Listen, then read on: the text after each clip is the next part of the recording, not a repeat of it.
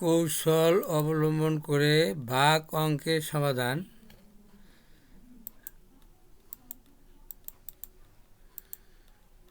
আমি 777 লিখলাম। এই 777কে যদি 37 দ্বারা ভাগ করি, সেক্ষেত্রে এই 777 লিখতে 3টি 7-এর প্রয়োজন হয়েছে। এই 3টি 7-এর যোগফলই হবে 777কে 37 দ্বারা ভাগ করলে যা হয় একই ফল। এইরূপে 666কে যদি 37 দ্বারা ভাগ করি, সেই ক্ষেত্রেও এই যে 666 লিখতে 3টি 6-এর প্রয়োজন হয়েছে। এই 3টি অঙ্ক যদি যোগ করি 3টি 6, সেই ক্ষেত্রে 18 হয়। আর 666কে 37 দ্বারা ভাগ করলে ভাগফলও 18ই হবে।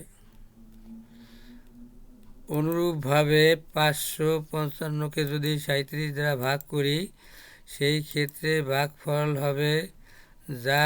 আর এই 555 লিখতে 3টি 5-এর প্রয়োজন হয়েছে।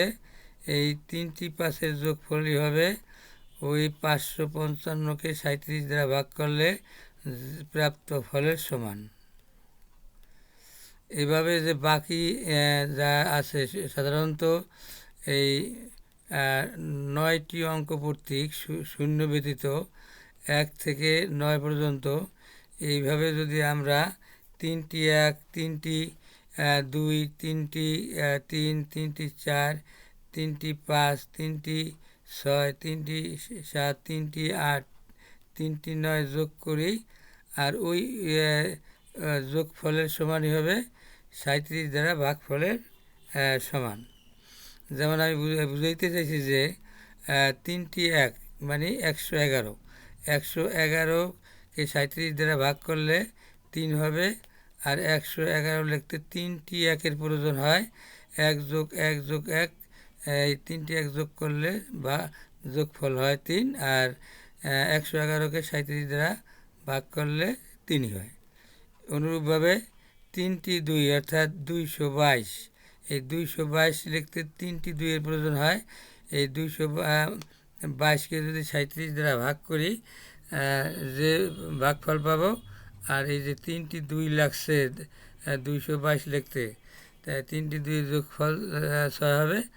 আর 222-কে 37 দ্বারা ভাগ করলে ওই 6ই হবে।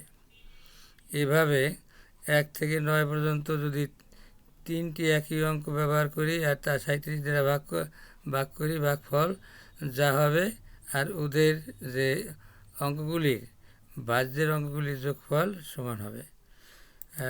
ধন্যবাদ সবাইকে।